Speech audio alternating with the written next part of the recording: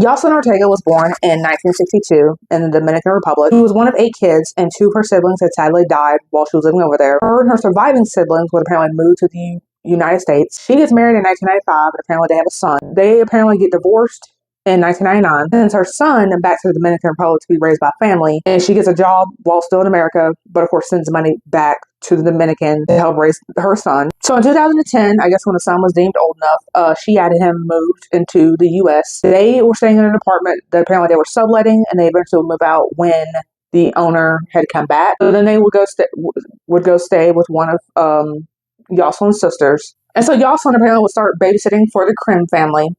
And so this included Lulu and Leo being born September 30th, 2010. Of course, the mother would ask for any references, and apparently she gave her niece, and apparently her sister did not have any kids, and so the sister gave like a false positive review.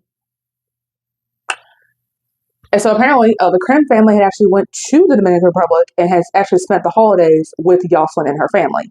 And so Marina, the mother of the KRIM kids, she apparently gets pregnant again and tells Yoselyn, because you know you're the babysitter, so that's another kid you want to take care of.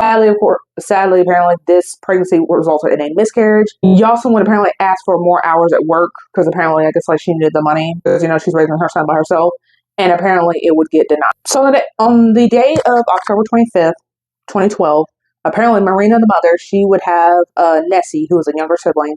She would have her at swimming lessons while Yoselyn was watching Lulu and Leo.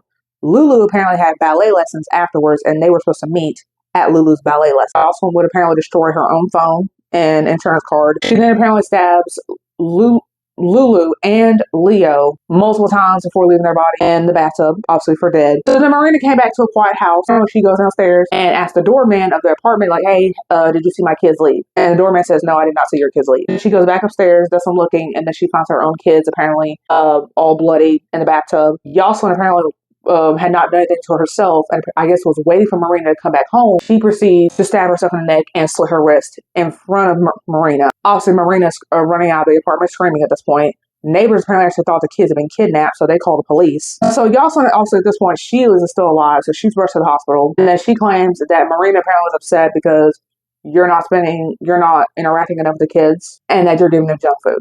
And so Yoselyn apparently was actually offered 30 years as a plea deal if you plead guilty, of course. She rejects it. So in 2018, a law would actually be passed in Leo and Lulu's name. And basically it makes it illegal, at least in the state of New York, to lie about having proper qualifications for childcare. And that if you are found, I guess, lying about your qualifications regarding childcare like Yoselyn had, you could be punished for up to 6 months. And then Yoselyn, of course, to be sentenced to life in prison.